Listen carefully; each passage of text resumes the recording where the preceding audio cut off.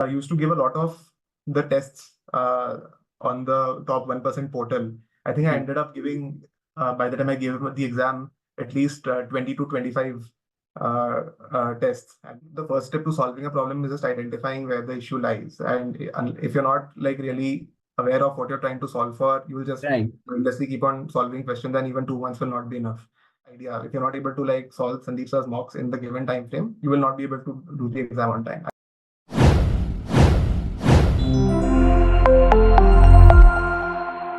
Today we have Yash with us, who has recently scored a 760 on the GMAT, and that too with a verbal 45. Now, everyone who has given the GMAT or is preparing for this knows what a fantastic score this is, right? Yash, first of all, congratulations on the score. Hi everyone. Right. So the thing is that Yash, we are just going to have a conversation, and you can just share your experience, right? First of all, let us know what kind of journey has it been for you? What kind of challenges have you really faced? And more importantly, how did you navigate through this complete process? Because a lot of students face a lot of troubles with this, and maybe your experience can help them.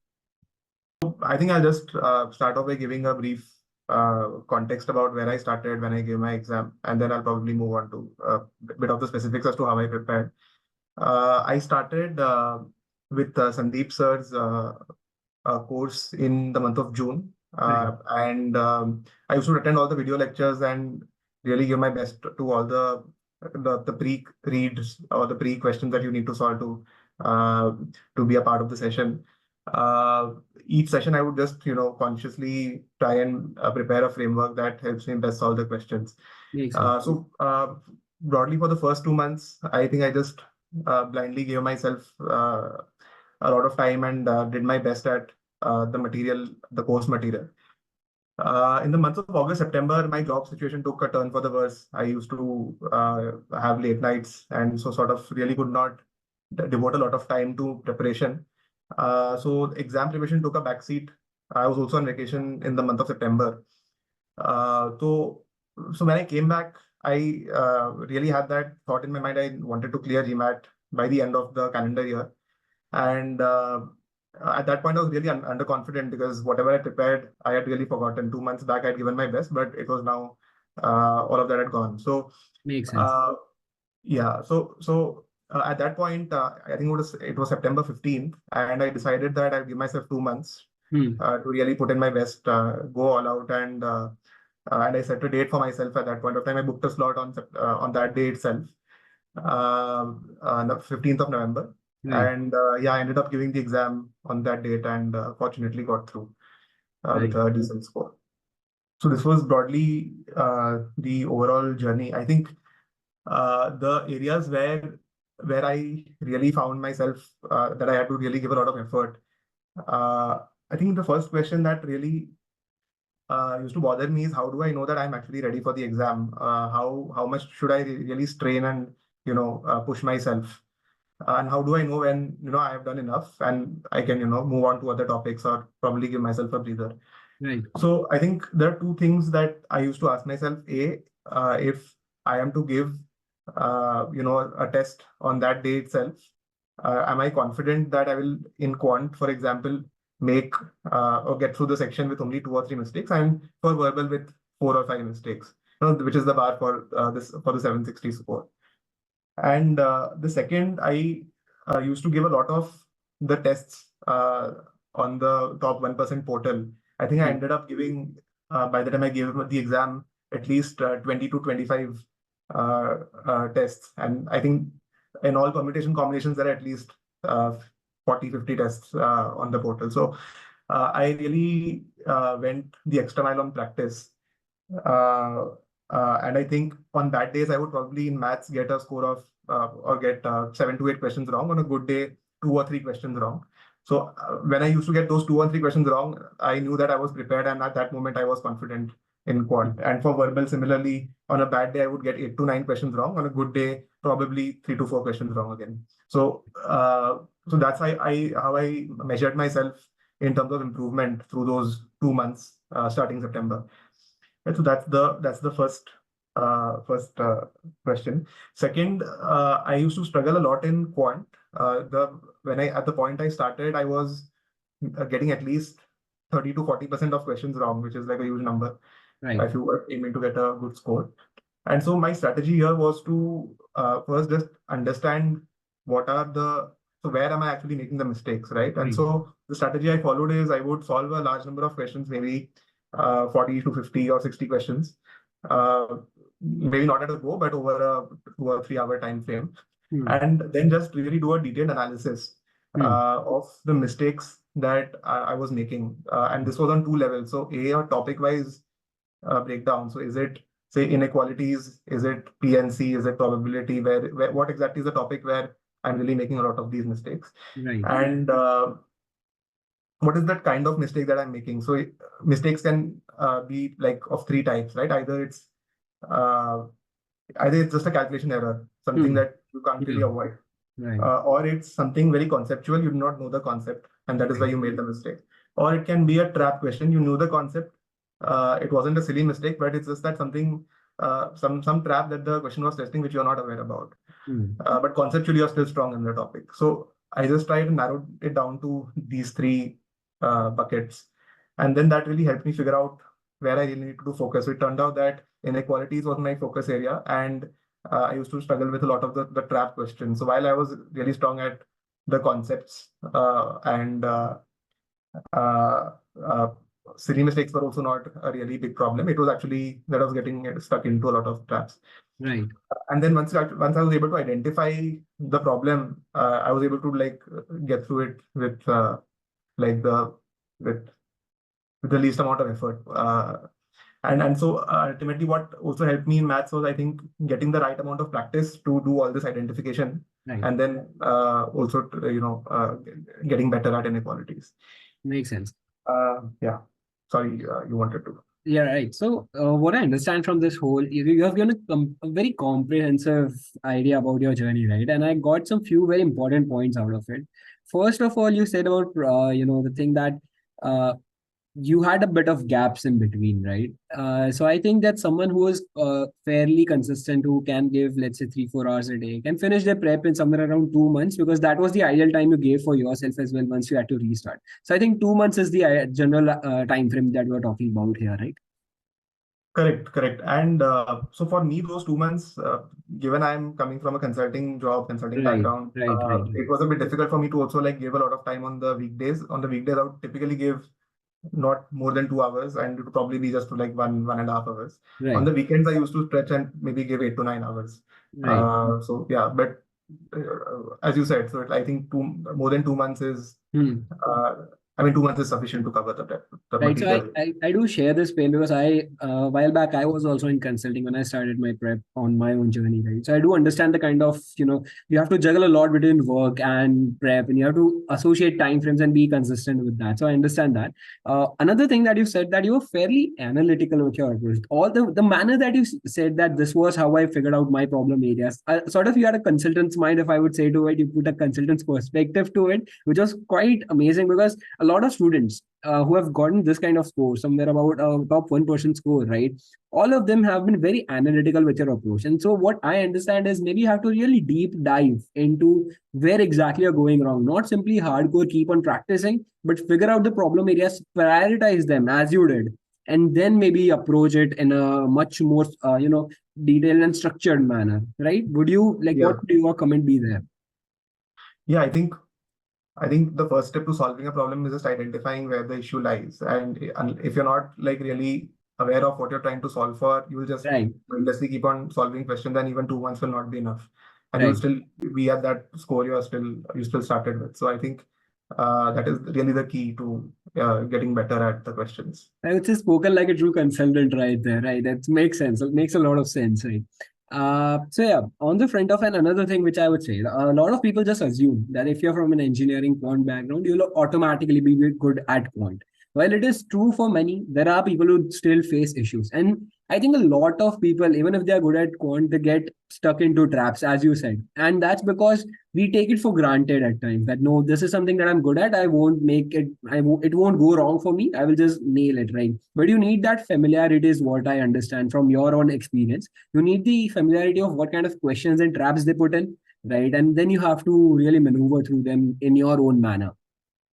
True, true. And so it's not, I think it's not just the familiarity, but also I think being able to solve the questions in like the 1.5, 2 minute Makes sense. interval. So you really need to be aware about what actually GMAT is testing for and be really comfortable with the question so that you are able to, it should not be like, uh, so when I ended up giving the exam, I think 60 to 70% of the questions I'd seen before, or similar type of questions I'd seen before. So that Right. really helped me also to set the time Right. uh, and get the timing right. So on that note, since you're on Quant itself, right? Yeah, Top gives a lot of content there. Let's say 700 to 800 PDFs. You have the DS 436. You have the sectional mocks. You have the full length mocks. So yeah. was this content enough to get you through the Quant section? And second of all, if you could detail out how particularly did you use them and how did they help you in your own case, let's say. So I think there's a ton of material. I never would like imagine solving all of it. Right. And so what I used to do is I think there is medium level, there's easy material, medium material, and hard material, right? Right. And so I what I used to do is I started off with the medium material. I just tried to understand where my weaknesses are, and so I used to use the I think the 400 page quant guidebook, Yes. Yes. 400 or 600 page guidebook that you have. Yeah. I think I extensively leveraged that. I practically solved all of the questions in there. Right. And so I sort of did all that pinpointing analysis Hmm. through that question bank, and then I Right. heavily relied on your online mocks and Right. testing portal to sort of get the timing right and solve questions under pressure and see and then see what where I need to really improve. Makes sense. Uh, yeah, that, and I think the the pre-session questions, that sort of was a solid conceptual grounding if I was not really aware of things on a conceptual level. Right. Yeah. Makes sense. So I think that's all I have on the front of Quant. But now this comes a challenge for all students, especially who are coming from India, let's say, that they are not really native speakers, right, of English, let's say. They face a lot of problems with verbal. So did you face such problems? How, what kind of other challenges did you face? And just let us know your story with the verbal section. I think when I started out giving the diagnostic, I don't remember getting any question right, Okay. at least on verbal.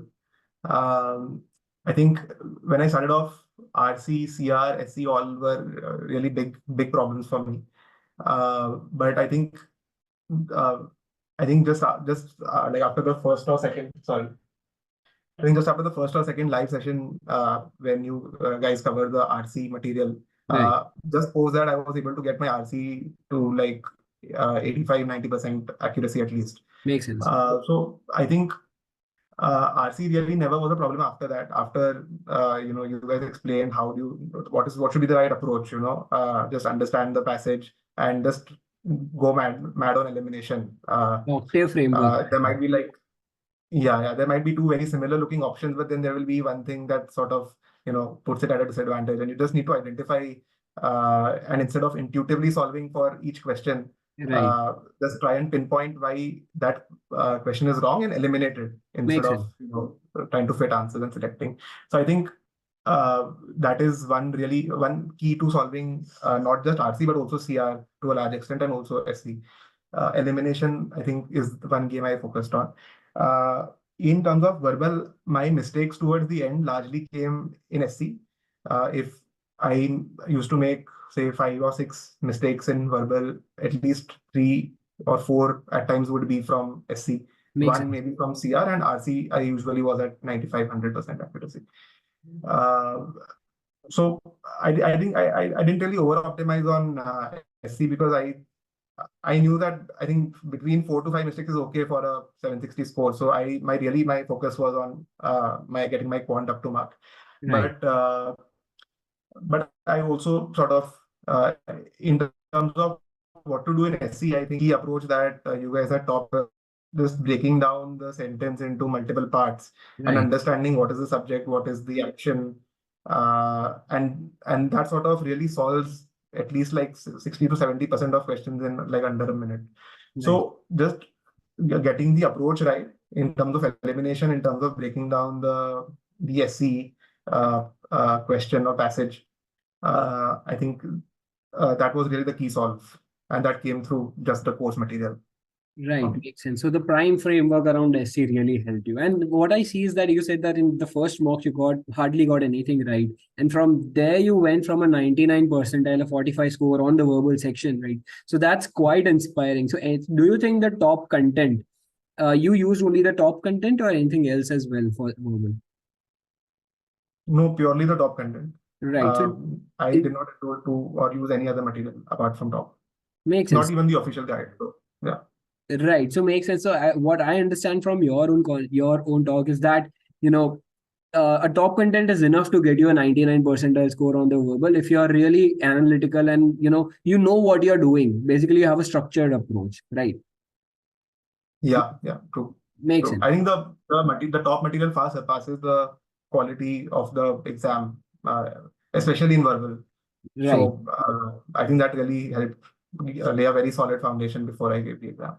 Makes sense. So we had a discussion around quant verbal. In that, we also discussed a little around mocks. What is missing right now is the plan. So top provides a plan to you. We have provided a plan to you also, I'm sure. So how did that plan really help you structure your prep up ahead when you are, let's say, having the sessions for say when you are learning the concepts and later when you are in also in the practice zone? How did it really help you and how did you make use of it per se? So I think there are two plans that top provided and which I consciously registered and used. I think first was during the live sessions, what are Right. the what is expected out of students before they attend the live sessions, and what and visibility essentially of what is going to be covered over the 8 week period during the time the classes are being held. And so that sort of just plainly just helped me understand what I need to do when I need to do. Hmm. I just sort of blindly followed that plan and the top material to Right. just get through that. And post that, I think there's a plan which sort of just sets the tone about when are you actually ready for the exam, Hmm. right? And when you should be when do you think you should give the exam, and how much time do you need to take on each question, and what you need to do in case you are not able to get to that Makes level of sense. solving Right. questions. So I think that plan really sets the tone for the first question that I answered. How does one know when you're actually ready? Right. And so solving questions in under like 1 minute for quant, under 1.5 minutes in verbal, uh, uh, and sort of knowing what material does one have to pick in case one of these things is not happening. Is it the 700 to 800 question? Is it the concept book? I think that really helped in terms of what do I need to focus upon. Makes sense. So you would, if a student is starting right now, they're going to give the GMAT, let's say 2 months from now. Yeah. Your advice to them would be definitely trust the plan and stick to it, right? So that you need to be consistent with that. You need to trust it. You need to put in that effort. Only then the results will show. Yeah, I think having a plan is really the core of solving any problem. So the thing that I did on September 15th was I just laid out a 2 month plan. I gave myself 1 month for like just revising the concepts and Right. another month for just doing blind practice. And uh, of course, like during those 2 months, I realized that I can't just like be focusing on one topic a week. It has to be like a mixture of all the topics, because otherwise you just start to lose confidence in topics you've not practiced before. And some of Exactly. these things actually come down later when you're actually doing the thing. But I think the it's very important. It's very critical to have a plan, Right. and not just that. It's also critical to trust that plan. And even when things do not seem to be going according to it, just like staying on the course and ensuring that you are hitting your targets. Like Right. at the end of the week, you are supposed to do 2 or 3 topics, and you are actually doing that. Uh, I think that really is critical. Makes sense. So I think you have also touched upon your error logs, that you were fairly analytical. You prioritized the problems which would take lesser efforts to solve and would result in a higher return for you as well. Makes sense. So just Yeah. one question on the top mocks per se. A lot of students feel that it's quite hard. They are afraid of the mocks, and so they stick to the official mocks itself. What would your advice be to them? Because in my own experience, I'll just say first that I think a difficult level of practice is definitely necessary if you want to break that barrier and get into the top 1%. What are your views on that? On getting the accuracy right. I think the level of questions on the mocks is fairly similar to the exam. Right, So just focusing on the accuracy would be the better play in right, than looking at the score. And so what I used to do is uh, every week I used to give an official mock. I purchased the 1 to 6 test series yeah, of the official guide, and I used to do one test every week to just understand that on an actual exam day uh, with questions that match the GMAT level, what would be my accuracy. right, And then during the weekdays, I used to give myself 2 hours to just solve the top 1% mocks and get the accuracy level up there. makes So sense. I use the official test mocks to set or to sort of gain confidence, if you may. And then I use the top 1% to break the confidence and just try and keep getting better, keep getting better. Right. Yeah, So it's sort that's of, it was like an unlearn and learn framework for you, is what I understand. yeah, Top mocks help you unlearn, and the official mocks help you learn, is what you're trying to say. yeah. Makes sense, makes sense. So one final thing on the exam day. A lot of students have come to us with this as well. Time management is one issue, which is a major problem with a lot of people that I've seen. And secondly, did you find any surprises on the exam? You had prepared so much from the top content. Were there still any surprises, or it was business as usual?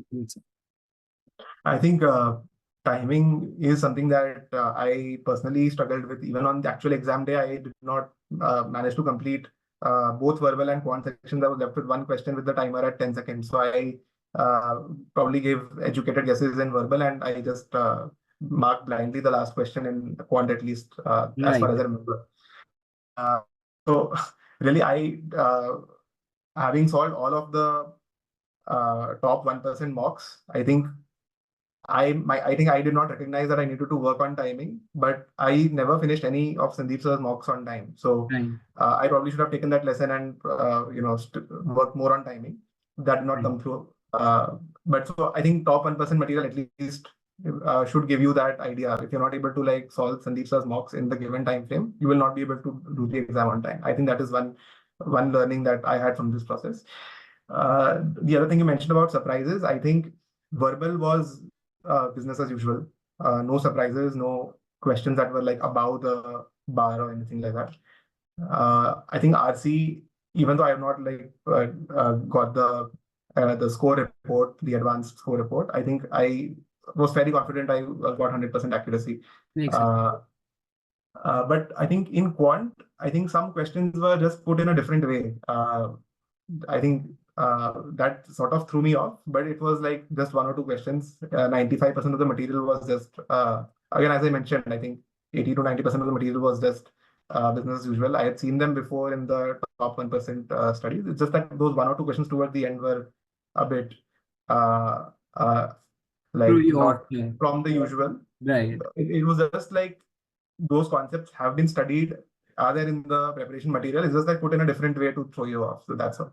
Right. So you must have been at a good level at that point that you face such questions. So yeah, makes sense. That do raise the difficulty bar at times. So yeah, makes sense. But since you are saying that you only left a question in both the sections towards the end and you still got an amazing score, right? So that's really fantastic. I think your exam had gone really great on that. So on that note, I think I have had all the questions that I've from my side to understand your journey. Just one thing, what would your advice be to students who are currently preparing or planning for the GMAT? Some do's or don'ts for them, which they could keep in mind throughout this journey. I think is that, as I mentioned before, I think just have a very solid plan. Right, If there's a solid plan, then you need to, or you will have implicit trust in that plan. And then use that plan to just prove to yourself that when things are not going well, you are on plan. And that is why ultimately that plan will work and you will get a good score, right? right, So And just try and make that plan as granular as possible. So try and break it up by weeks. Even within the week, when you start the week on Monday, you should have an idea of Tuesday, Wednesday, Thursday, Friday, Saturday. What are the topics I'm going to do? What are Right. the topics I'm going to practice? Am I going to do any mocks? Things like that. So try and make it as granular as possible. I am at least a very planning driven person. If I don't have a plan, I sort of meander and do random things in my day. So for me, I think I would just advise all candidates to have a really solid plan. Uh, I think setting the exam date beforehand helped me stick to the plan. So if you're the kind of person where you actually need a timeline pressure to work, I think setting the exam date beforehand will help. Hmm. Uh, and yeah, I think that's it. Just like keep on going, trust your plan, trust the process. That's Right, like makes sense, makes sense. And that's basically the core of it, right? You have a structure, you stick to it no matter, you have ups and downs, that's just part of life, but you just keep at it, right? Makes sense. So I think that's all the questions that we have. I think a lot of students will get a lot of insights from this. So what's your plan now? Like, are there any specific colleges you're targeting? not as of now. I'm just sort of still in the exploratory phase. I gave the GMAT because I did not want the exam pressure. Right, you wanted to I get done wanted, with it. yeah, more of wanted to get done with it and then probably think later about the future. Right. But yeah, maybe in all probability, I would probably be applying to colleges in September if I decide to do so. Makes sense, makes sense, makes a lot of sense. I think this conversation would help a lot of students today. I think there are some similar set of issues that everyone face, and the solutions that you have given are very practical and execute like they can be executed if put in the right manner and with the right mindset. So I think yeah, that's all Yash that we have. Again, congratulations on such a fantastic score and all the best on your journey ahead. I'm really sure that there's a lot there's out for you and wish that you get everything that's best for you. Thank you so much, Maria. Thanks, Top 1%. Thanks, Yeah, definitely. bye. Bye.